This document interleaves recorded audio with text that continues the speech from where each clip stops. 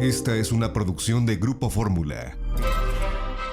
No se hicieron esperar las reacciones de los dirigentes de la oposición después del incendio que mató a 39 personas, pero ya hay uno más que murió en el hospital, 40 personas, hirió a 27 en la cárcel migratoria que opera el Instituto Nacional de Migración en Ciudad Juárez, Chihuahua. Al día siguiente del evento, el presidente nacional del PRI y el coordinador de los diputados federales del PRD, pues difundieron sus puntos de vista a través de Twitter. ¿Qué escribió Alito Moreno, el presidente del PRI? Cito lo que escribió. Lamentable la tragedia acontecida en Ciudad Juárez, en donde 39 migrantes perdieron la vida y más de 20 lesionados en instalaciones del @inami_mx. Es necesario dar claridad total a la situación y deslindar responsabilidades ante el terrible suceso. Mientras que Luis Cházaro, el dirigente de los diputados federales del PRD, dijo: la evidencia deja en claro que agentes federales abandonaron a su suerte a los migrantes que murieron anoche en Ciudad Juárez. El titular del @inami_mx debe renunciar al tiempo que se lleve a cabo una investigación independiente y seria. Gato fue el Estado. Hashtag fue el Estado. Ese mismo día, el presidente nacional del PAN, Marco Cortés, Marco con K, no olvide, Marco con K, a través de un comunicado señaló que, y cito lo que escribió, ante los videos que demuestran sin lugar a dudas un crimen de Estado en el centro de detención para migrantes del Instituto Nacional de Migración en Ciudad Juárez, Acción Nacional demanda la renuncia inmediata de Marcelo Ebrard, secretario de Relaciones Exteriores, de Adán Augusto López, secretario de Gobernación, y del comisionado del Instituto Nacional de Migración, Francisco Garduño Yáñez. El miércoles, después de un inútil debate de 6 horas, y digo inútil porque ya sabía cómo iba a ser votado la propuesta, los morenistas y sus aliados rechazaron citar a comparecer a López Hernández y Ebrard para que respondieran preguntas relacionadas a este caso. Hoy los de Morena defienden a ambos a pesar de que pueden ser responsables, si bien no culpables, porque hay una gran diferencia entre ser responsable y ser culpable, de lo que ocurrió, y olvidan la manera en que cuando eran parte de la oposición exigían comparecencias y renuncias de funcionarios de los gobiernos de Vicente Fox, Felipe Calderón y Enrique Peña Nieto. Por ejemplo, ahí va el caso de uno de ellos. Cuando el 11 de julio de 2015 se fugó Joaquín El Chapo Guzmán de la cárcel federal del Altiplano, el entonces presidente del Consejo Nacional de Morena, Andrés Manuel López Obrador, dijo esto en un video que difundió por Facebook. Lo cito: creo que es algo muy grave, es una fuga espectacular, va a tener muchas repercusiones no solo en el país, sino en el mundo. Por eso considero que es prudente que Enrique Peña Nieto se regrese de inmediato, que se regrese de Francia para atender este asunto y también, hay que decirlo, para no pasar la vergüenza afuera. Chueco o derecho, él es el presidente de México, nuestro país no debe ser el hazmerreír de nadie. Así lo dijo. Y por medio de un tuit escribió esto: si cuando menos no renuncia el gabinete de seguridad, va a quedar la idea de que hubo complicidad al más alto nivel en la fuga del Chapo. Un opositor de hoy podría decir: si cuando menos no renuncia el gabinete de seguridad, va a quedar la idea de que hubo complicidad al más alto nivel en el incendio de Ciudad Juárez. No cabe la menor duda que nuestros políticos, sin importar el partido al que pertenecen o la ideología política que confiesan profesar, son igualitos. Cuando están en el poder, defienden a los suyos contra sus adversarios, y cuando no están, exigen que rindan cuentas o renuncien los funcionarios del gobierno al que se oponen. La mayoría de ellos, hay que decirlo, no son demócratas ni creen en la rendición de cuentas. Y aquí ya estamos viendo, no hay rendición de cuentas.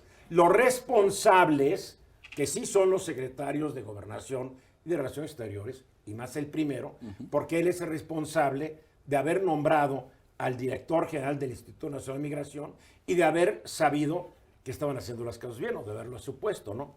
Pero todos hoy ya sabemos que la Secretaría de Seguridad y Protección Ciudadana Federal dijo que le rescindieron el contrato al grupo de seguridad privada CAMSA, lleno de irregularidades. No se nos ha dicho cómo fue contratado, por qué fue contratado, bajo qué criterios fue contratado. Tampoco nos han dicho por qué esta empresa registraba a 44 empleados hasta febrero. Pero 4 días después del incendio dio de alta 417 empleados, lo cual quiere decir que estaban evadiendo el pago del Instituto Mexicano de Seguro Social. O sea, se están haciendo guajes, como en su momento se hicieron guajes los gobiernos de Fox, de Calderón y de Peña Nieto en escándalos similares. ¿O no, Guillermo? Sí, y hay que partir de la base, primero, sí, es una tragedia, eso no está a discusión. Segundo, rendición de cuentas, los secretarios tendrían que comparecer, fundamentalmente el de Gobernación, porque es un área que depende de él, aunque de manera práctica es un tema que le han encargado al canciller. Pero la ley orgánica Gobernación. dice que Gobernación es quien manda sobre el Instituto Nacional de Migración. Ahora, no lo calificaría como un crimen de Estado en estricto sentido porque no hubo una intención previa de hacerlo. Ante la desorganización, ante el desorden, lo que hubo fue omisiones, lo que hubo fue... Bueno, el gran culpable es el inmigrante que prendió la colchoneta en son de protesta, que la verdad, él no es culpable. Él hizo protesta pensando que iban a llegar a sacarlos. Claro. Ni modo que él hubiera prendido la colchoneta pensando que iba a matar a todos sus y que se iba a morir él mismo. No, él no se murió. Bueno, pero me refiero a lo que dices tú, pensando. Al rato van a decir es que tenía tendencias suicidas. Sí, esquizofrénico. No, la realidad aquí es que crimen de Estado no lo creo. Yo no lo sé porque hay muchas concepciones de la definición. Pero suena muy padre, ¿no? Cuando eres Marco Cortés, Marquito, es crimen de Estado. A ver, Ana Laura. Y es importante analizar un poco la respuesta de estos 3 grandes actores, que es el presidente Marcelo Ebrard y el secretario de Gobernación. Si nos damos cuenta en lo que tú comentabas en Twitter, pues las respuestas fueron tibias, tardías, sin que ninguno asumiera algún tipo de responsabilidad. Y el presidente siempre dice que no está enterado, que eso lo maneja el fiscal general de la República, que tampoco da la cara. Y no hay respuestas, no hay claridad, muy poca sensibilidad en todos los mensajes que se mandaron, una falta de atención de protocolos internacionales. Entonces nos damos cuenta que ninguno de los 3 se quiere hacer responsable, se pasan la bolita, son pues las grandes corcholatas, tanto Ebrard como el secretario de Gobernación, y no hay transparencia, no hay claridad, y eso es algo importante que hay que comentar. En un país que ha habido muy poca transparencia y claridad históricamente, pero nos dijeron que esto iba a ser diferente, que no eran iguales. Es lo que me da coraje. Este verso de que no son iguales, en este caso, igualitos. José Luis.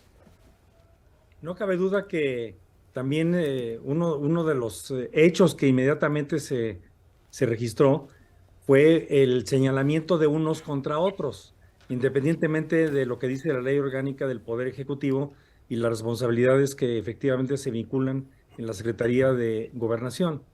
Me parece que es un síntoma de 2 cosas. Uno, la gran división que tiene el país, la tradición histórica, como tú mencionabas, Eduardo, de que el gobierno en turno siempre sale a defender a los suyos a ciegas. Y segundo, de que ya estamos en medio de la sucesión presidencial, menos en el ángulo de la sucesión al interior de Morena en las llamadas corcholatas, Eduardo. Así está el asunto. Bueno, pasarán semanas, no sé, días, semanas, meses, y seguramente nos van a decir que el venezolano que prendió la colchoneta es un homicida, que los guardias que no tenían llave para abrir el candado son los culpables. No, aquí hay culpables y hay responsables. Creo que sí es culpable creo que ya exdirector Garduño del Instituto Nacional de Migración, porque era su chamba tener ese lugar operando perfectamente bien, con protocolos contra emergencias, etcétera, etcétera. Le valía un cacahuate. Y que nos explique Garduño por qué contrató a esta empresa de seguridad y cuántas más irregularidades no existen en el INAMI. Hombre, el día que le rasguñen, la porquería que va a salir, pero no va a salir porque no lo van a dejar. Mensajes. Esta fue una producción de Grupo Fórmula. Encuentra más contenido como este en radioformula.mx.